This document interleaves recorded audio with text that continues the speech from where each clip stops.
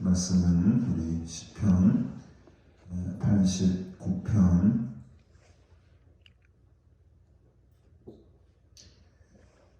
89편 우리 1절부터 8절까지 말씀 보겠습니다.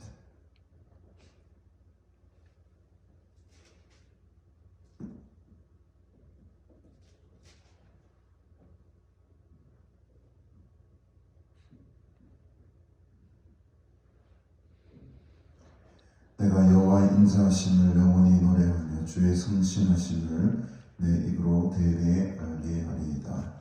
내가 말하기를 인자하심을 영원히 세우시며 주의 성실하심을 하늘에서 견고히 하시리라 하였나이다. 주께서 이르시되 나는 내가 택한 자와 언약을 맺으며 내 종 다윗에게 맹세하기를 내가 네 자손을 영원히 견고히 하며 내 왕위를 대대에 세우리라 하셨나이다. 여호와여 주의 기이한 일을 하늘이 찬양할 것이요 주의 성실로 거룩한 자들의 모임 가운데에서 찬양하리이다.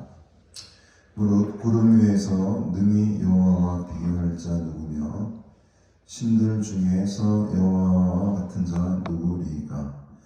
하나님은 거룩한 자의 모임 가운데에서 매우 무서워할 이시오며 둘러있는 모든 자유에 더욱 두려워할 이시니이다. 여호와 만군의 하나님이여 주와 같이 능력 있는 이가 누구리이까. 여호와여 주의 성실하심이 주를 둘렀나이다. 아멘.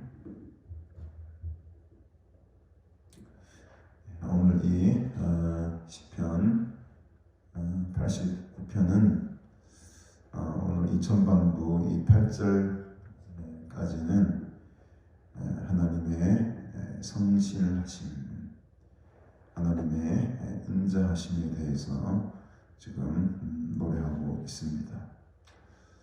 그래서 우리는 성경으로 보면 1절에도 성실이라는 말이 나오고 2절에도 성실이라는 말이 나오죠. 또 마지막 9절, 8절에도 보면 주의 성실하심이 주를 둘렀나이다. 오늘 이 서론 부분에서의 주제는 그래서 성실이라고 할 수 있습니다. 성실이라는 말은 히브리어로 에무나라는 말인데 이 문자적으로 뜻은 확고하다 이런 뜻을 가지고 있어요. 확고하다, 변함이 없다 이런 말이죠. 확고하다. 상징적으로는 이 확고한 어떤 기반 위에 서 있으면은 건물도 그렇고 모든 것이 안전하죠. 그래서 안전하다라는 말로도 번역이 되고 있고, 또 우리 성경에는 성실하다 혹은 신실하다. 그래서 좀 안정적이고 꾸준하고 진실된 사람을 나타낼 때 우리는 성실한 사람이다 이렇게 표현을 합니다. 그래서 여러분, 오늘 우리는 하나님의 이 속성 가운데 여러 속성이 있겠지만 특별히 이 시편의 오늘 기자는 하나님의 성실함에 대해서 우리가 오늘 찬양들 들었듯이 오신실하신 주, 날마다 자비를 베푸시며 이루어갈 모든 것을 이뤄주시니 오신실하신 주, 나의 구주. 이 신실하다라는 말이 이 성실하다라는 말과 같이 맥락을 합니다. 확고하다는 거죠. 하나님의 기초는, 하나님의 반석은 변함이 없다는 것입니다. 그 확고하고 변함이 없는 그 반석 위에 우리가 서야지만 우리가 흔들리지 않을 수가 있습니다. 우리가 안전할 수가 있는 거죠. 오늘 이 시편 기자는 그것을 지금 노래하고 있습니다. 1절에 내가 여호와의 인자하심을 영원히 노래하며 주의 성실하심을 내 입으로 대대에 알게 할 것이다. 그렇다면 이 인자하심과 성실하심, 2절에도 보면 내가 말하기를 인자하심을 영원히 세우시며 주의 성실하심을 하늘에서 견고히 하시리라. 그 성실하심이, 그 인자하심이 원천적인 근원이 어디에서 나오는가? 하늘로부터 내려온다는 것. 하나님의 임재가 있는, 하나님의 보좌가 있는 그 하늘로부터 견고히 임하게 되는 것이 바로 하나님의 인자하심과 특별히 성실하십니다. 신실하십니다. 그렇다면 이 하나님의 인자하심과 성실하심, 이 미쁘심이 어떻게 우리에게 내려왔느냐? 바로 이제 3절 4절이죠. 주께서 이르시되 나는 내가 택한 자와 언약을 맺었다. 언약을 맺는다라는 것이 이 신실한 하나님의 독특한 특징입니다. 자기의 신실성을, 자기의 변함이 없으심을, 자기의 확고한 의지를 무엇을 통해서 보여주시는가 했을 때 바로 언약이라는 거예요. 언약을 맺음으로 말미암아 특별히 누구에게?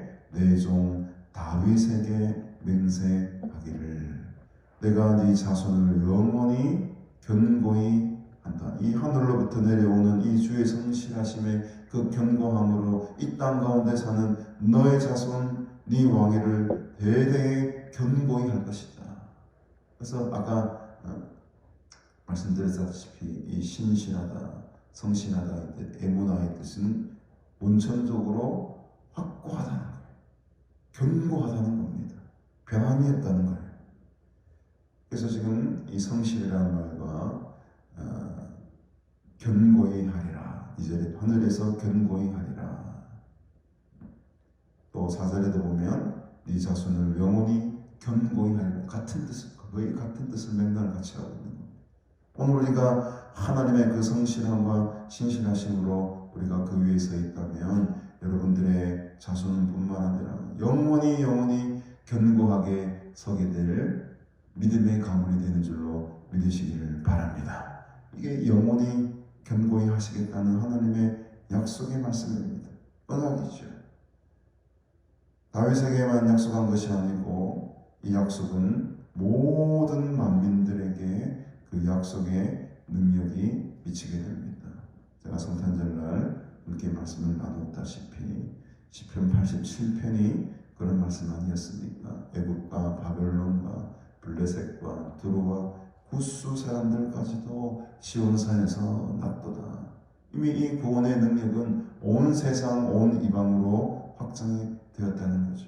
이 언약의 말씀이 이 땅 가운데 모든 사람들에게 영향력을 효력을 미치게 되었다는 겁니다.